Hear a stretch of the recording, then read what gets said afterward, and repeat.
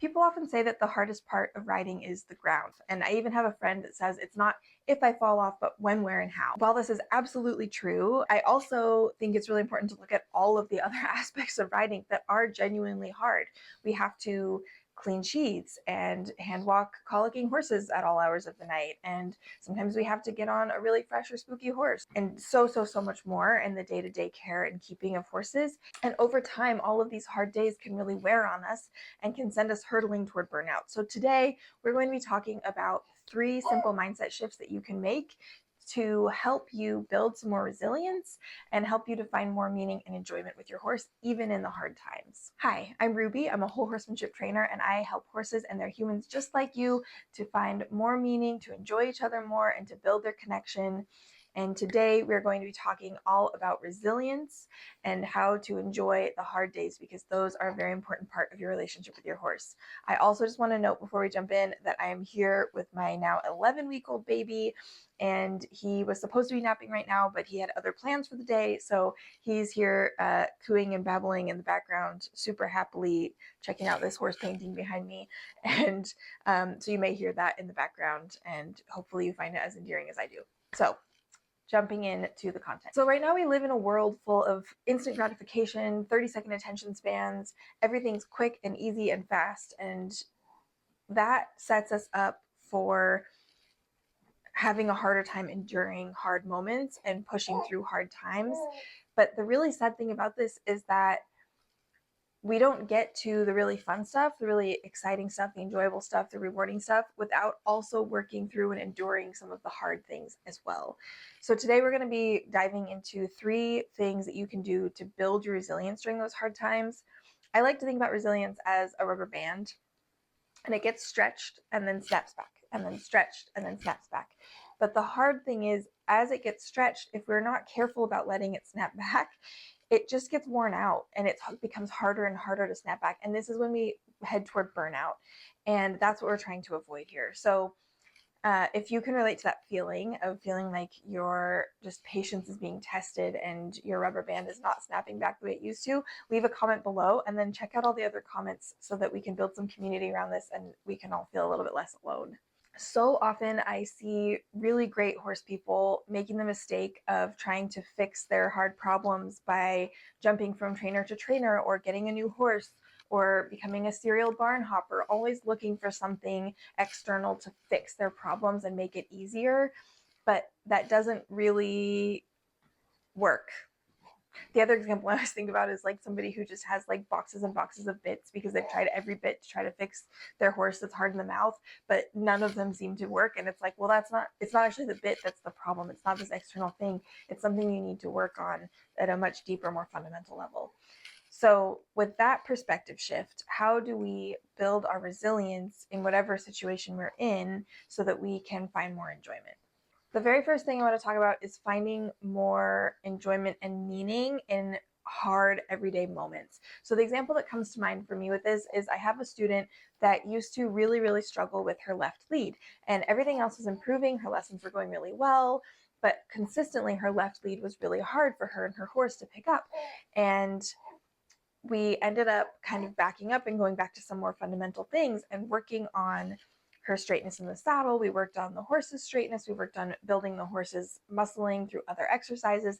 And then over time, that left lead started to become easier and easier. And so instead of just looking at it as a left lead issue, we kind of looked for, is there a deeper meaning here? And sometimes I see that with people who have a communication breakdown with their horse, or maybe they think they're asking the right way, but their aids are slightly off, or maybe the horse has like an actual aversion to the exercise, either because they're lacking conditioning or they have some kind of mental block. And so backing up and saying like, okay, this hard thing is happening, but why? Let's back up and see if there's something under here that we can dig out and find some meaning so we understand why we're going through this hard time. Because giving it a meaning, giving it some more deeper understanding can make it feel worth it to endure those hard days, because we know we're working towards something better and more fulfilling and with more of an end. The second shift I want you to think about is knowing when to push through hard times The example that comes to mind for this one is really, really real for me because right now I am barely riding.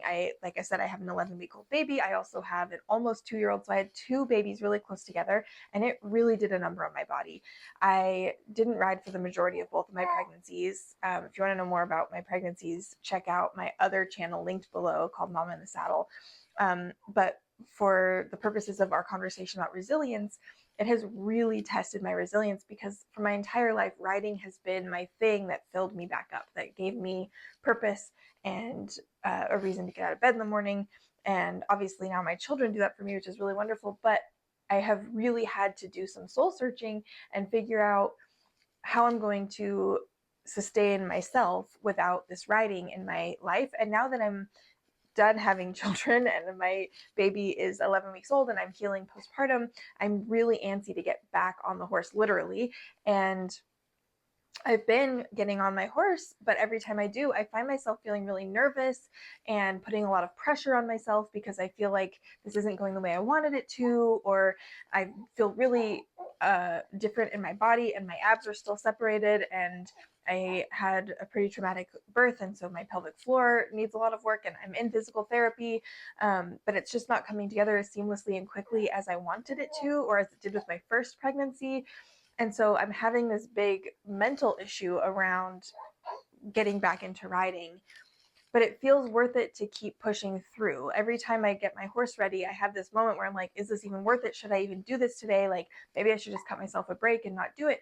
But then I remember that each time I have a hard ride and I work through it and I get through to the other side, I'm getting closer and closer to my end goal of being able to just hop on and ride and be strong enough and be fit enough. And so knowing, bless you, knowing when it's time to push yourself through a hard thing, even if it's uncomfortable, but because you're working toward a greater goal, and this is a step on that path, having that perspective to zoom out, so helpful and important. And then my third thing is actually kind of the opposite of that one, which is knowing when to just walk away. And, you know, I think there used to be this real culture, and it's definitely shifting away from this, but it still exists, of kind of the trainer is like the god in their little kingdom of their barn. And if you have a different idea than your trainer, or you want to do things differently, you're kind of out, right? And this can lead to, in some instances, some really toxic environments.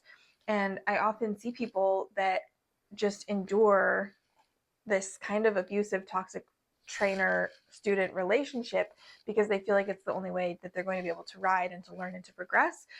But if you're not enduring that with a particular goal in mind, so like maybe it's worth it to you to do that if your trainer is taking you where you want to go. But if you feel like you're not really going where you want to go and you're enduring these really hard days and this hard relationship, maybe it's time to take a step back and decide if you need to stay with that trainer. And same with your horse. I had a horse that I picked up a few years ago that I adored, and we had a really great connection, but he was an abuse case and he needed a lot of really consistent, careful, thoughtful training. And I just, having, as my family started growing, I just didn't have the time for him anymore. And I was just feeling horrible and guilty every day when I saw his little face kind of watching me walk by, like, is it my turn? And I didn't have time, or I had my baby with me and it didn't feel safe because he was kind of reactive. And so finally, at some point, I just let go of that. And I was like, I think it's time to walk away from this horse. And I realized that by finding him a home that was more suited to him and was able to actually give him what he needed, he was getting better care. And I could kind of let go of this idea that I had to be the one to do that for him. And then also, I was just relieving myself of the guilt of having a horse that I couldn't meet his needs. And so we both ended up in better situations when we decided to part ways. And that was not an easy decision. It took me a long time to get there. And I know how hard that can be because we fall in love with our horses. And on that note, check out the video about the Black Beauty complex, because that I feel like is really relevant here. But I do think that like deep love and connection can be really beneficial and can be the thing that makes it worth pushing through those hard days, like I was talking about a minute ago. But it also can really be something that holds us back from finding the enjoyment in riding again if we're truly in a poorly matched relationship with a horse or trainer or barn or whatever else it might be. So knowing when to just say enough is enough, I'm done with the situation, and it's time for me to remove myself for my own safety and sanity, and also for the safety and sanity of my horse. So with those 3 simple steps, my hope is that you will be able to keep your rubber band snapping back time and again and build your resilience, but also build your ability to endure the hard times and be able to see that there's a reason behind being in those uncomfortable situations, because they can be for our betterment in some situations, and being able to kind of zoom out and see if you're in one of those can be really helpful, give you a lot more meaning in those hard days. And don't forget to like and subscribe if this video is helpful to you, and also please make sure to hug your horse for me.